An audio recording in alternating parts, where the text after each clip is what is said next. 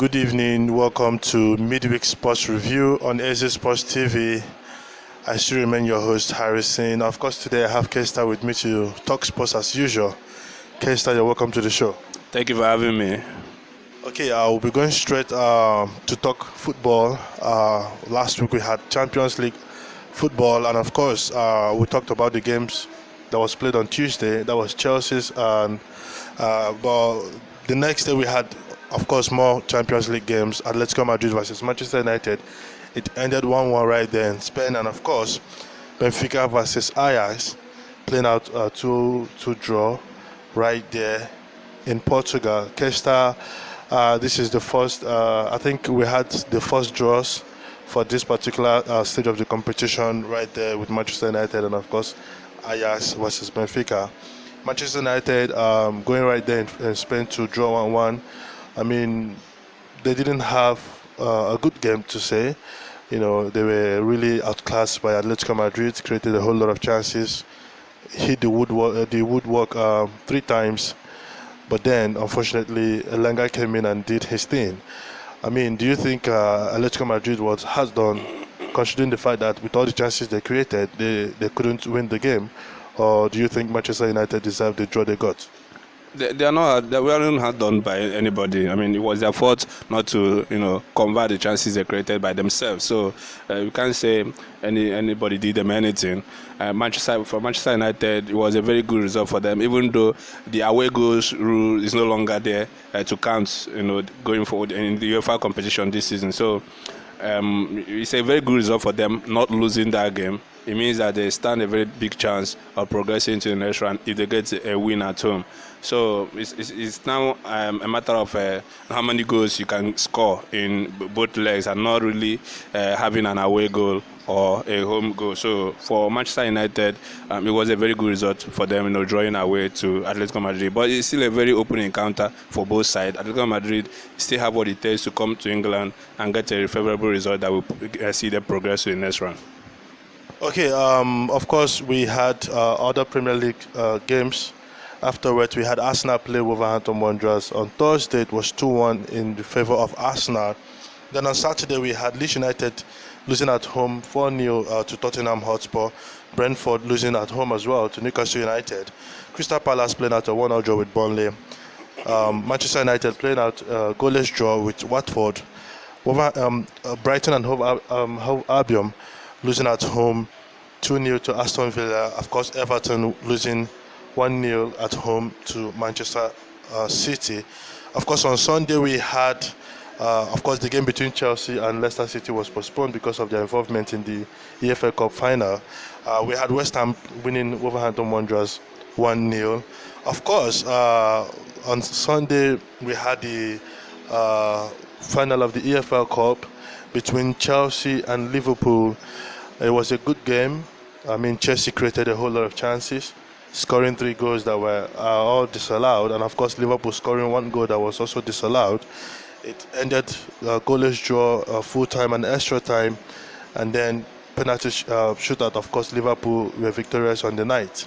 Kesta, you saw that game, you saw how it all played out. I mean, what do you have to say? It was a very nice encounter, the game between Chelsea and Liverpool at the Carabao Cup final right there in Wembley. It was a very beautiful game we had. I mean, that is how final should be. People were entertained on the day. We saw 2 teams that were capable of winning the trophy. Both of them deserved to, be in that final, and they played like teams that are supposed to also play in the final. You can't separate much, considering how both of them played. Chelsea created a lot of chances, and they couldn't make their chances count. Mason Mount was very wasteful. He had, good chances to, win the game for Chelsea in the regulation time, but he failed to convert. Kai Havertz was very, very, he was very good on the day. I think he was one of the best players for Chelsea on the pitch. Played so well, created a lot of chances, up to 8 chances in that game. He created alone. Both the defense line, everybody played very well. Both for Liverpool also, you can say the second goalkeeper Keller, he was very effective for Liverpool side. They did very well also as a team going forward. They had chances on their own to also score goals. at the end of the day, referee decisions and so many controversies here and there also played a role. Goals being ruled out for offside and all that.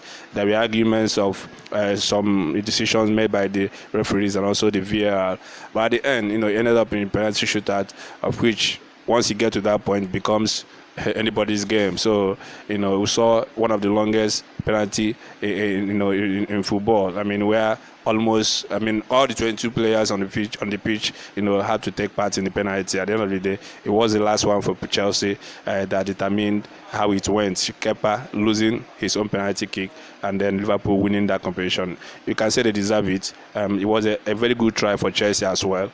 They can also build from what they have learned from this and try and see if they will improve going forward. They've won a lot already as a team together. They've won a lot, so they know what it means winning, and that's why they were very disappointed, losing that particular cup, because they are yet to, some of those players there, most of them are yet to win that particular cup. So it was a very good final, and we really enjoyed that particular match that day. Okay, Kesta, you saw Eduardo Mendy right there at the AFCON. He had a lot of penalty saves.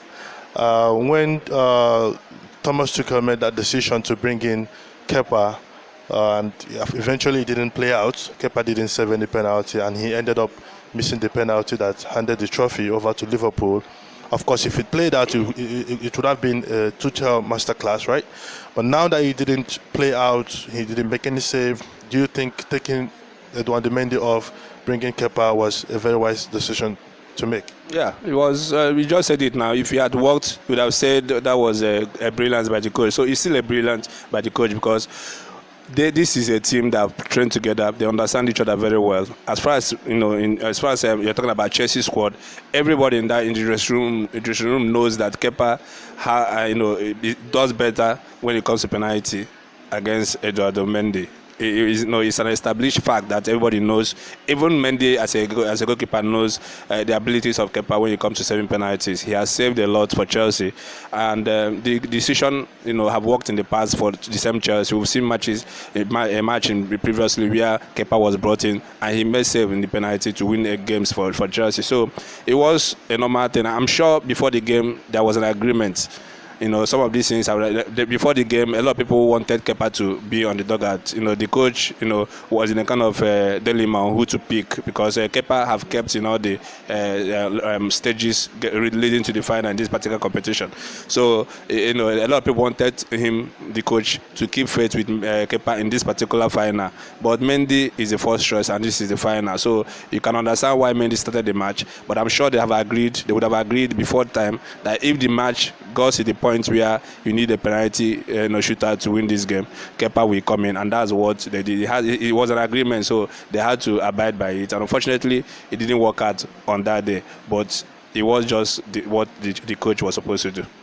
Of course, talking about Eduardo Mendy, he made a couple of saves that particular day, a lot of mouth-watering saves to keep Chelsea in the game.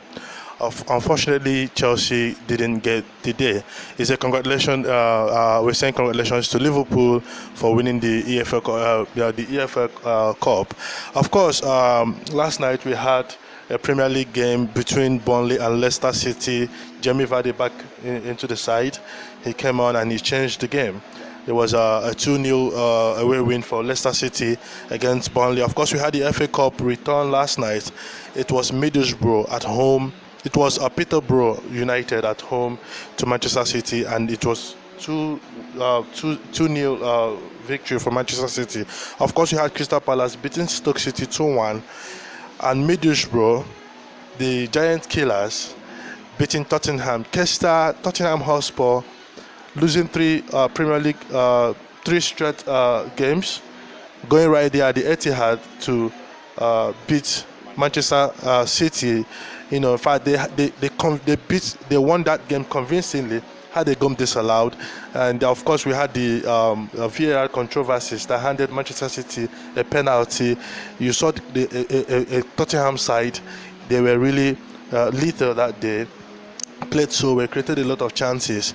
Then the next game against Burnley, they lost, and then going away to dismantle Leeds United right there 4-0. and again last night against Middlesbrough, Tottenham out of the FA Cup. I mean, they say you never know the sports you're going to get. If it's the one that played against Manchester City or the ones that have been losing. I mean, what do you think is going on with Tottenham Hotspur? Inconsistency is as simple as that. It's a team that have not been consistent. It didn't start today. I mean, this is the problem Tottenham have faced that have led to sacking upon sacking of coaches. It happened. Started from Pochettino, a team that played very well under Pochettino, got to the Champions League final. Played so well as a team. A lot of people were expecting Tottenham to grow from what they were doing, and started winning trophies, and then they started going down. The inconsistency came in. They win and lose. Of course, Pochettino had to go. Mourinho came in, couldn't arrest the situation. It remained the same. Inconsistency. They got to the final, I think, of Carabao Cup last season or FA Cup. And then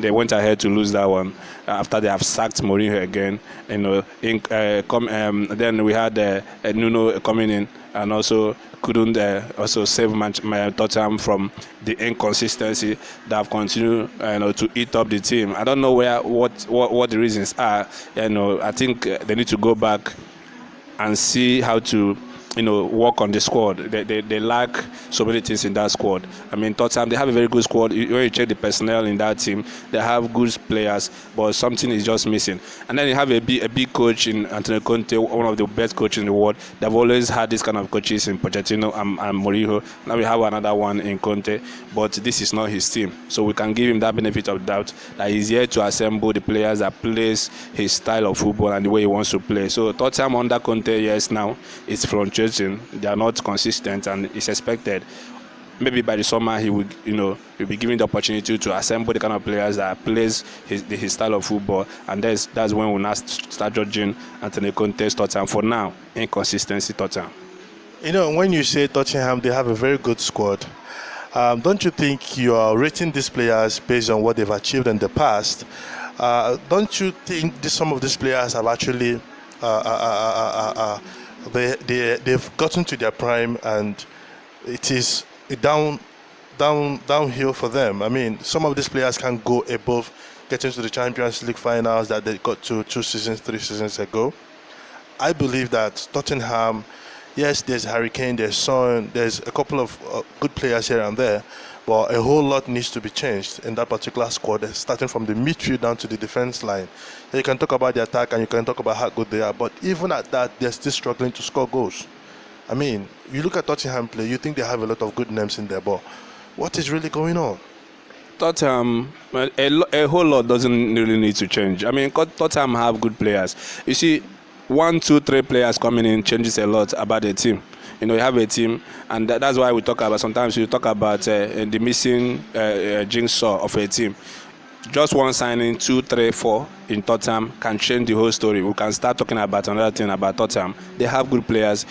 Antonio Conte plays 3 at the back with the wing backs. He doesn't have the kind of wing backs he plays with. We know the kind of team Antonio Conte. We saw Inter Milan with Hakimi playing from that right. Of course, Ashley Young and all these other players playing from left. We saw Victor Moses when he was in Chelsea playing from the right flank. And when we saw Alonso from the left, we saw how effective these players are in his team. He's a coach that likes those kind of wing backs. They are very effective in his team. Going forward, they contribute a lot, both in scoring goals and all that. He doesn't have that in Tottenham. He don't have those kind of creativity coming from the flanks. And then he talked about midfield. Yes, you can have 1 or 2 additions. It doesn't really need to change the squad. You can tell some of the players, some of the big players, every team we like to have in that team. Harry Kane, no team in the world would not like to have Harry Kane. No team right now in the world would not like to have Son in their squad. So they have these good players. They just need 1 or 2, some addition to improve on what they have, and that's why they started going down, because they should have been building on what they have. Even when they got to the Champions League final, you can see the difference between Tottenham's team and Liverpool. Liverpool, a team that is very formidable, not lacking in any department of the pitch. Immediately they sign a certain Van Dijk, who happens to be what they were missing as far as defense is concerned. But going forward, they always had the best players in Mane and Salah. So that is what happened to Tottenham. if they can solve the problem of the wing backs and maybe adding some players in the midfield. Of course, you saw them losing. They've lost some players in that midfield that haven't been replaced. So if they can make additions, I mean, Conte knows what he wants, and by the summer we will see the reaction. Of course, you will see him going into the transfer business to make some signings. Of course, I believe that Tottenham, they have what it takes to improve. They can improve. Okay, of course, tonight we'll be having some FA Cup games as well. Luton Town will be at home to Chelsea. Southampton will be hosting West Ham United. And of course, Liverpool will be at home to Norwich City. Kesta, let's talk about the Nigerian Professional Football League. Remo Stars back to winning ways. Heartland of Owerri going 5 games without losing. A team that were at the bottom of the table, but they've actually been able to push themselves up to the 17th place in the position, going as far as winning one of the league favorites, Enyimba, right here in Owerri. And of course, but tonight we have about 9 games currently going on in the Nigerian Professional Football League. I'll be reading out the results and we'll talk about the games. Of course, there's Aqua United at home. Currently in the second half, they're winning Wiki Tories. Enyimba is winning Remo Stars 2-0. Gombe United is playing out a goalless draw with Abia Warriors. Kano Pillars are playing out a goalless draw with Rivers United. Katsina United are winning Dakada FC 2-1. Lobby Stars are losing 1-0 at home to Plateau United. Nasarawa United are playing out a 1-1 draw with Kwara United. Niger Tornadoes are playing out the 1-1 draw with MFM FC. And of course, Sunshine Stars are currently beating Heartland of Owerri 2-0. And with the current result we have, Plateau United are at the top of the log on 34 points, 16 games. Of course, Rivers United are on 33 points. Remo Stars are currently third on 26 points. Aqua United, the defending champions, are 26 points. That is the top 4. And of course, from the bottom, we have MFM on the 20th position. We had Dakada FC right there at the 19th position. We have Heartland right there at the 18th position. Of course, Katsina United right there at the 17th position. Kesta, Remo Stars, a team who just came back to winning ways, are currently losing 2-0 away from home. Heartland, who hasn't lost a game in over 5 games, are currently losing away from home as well.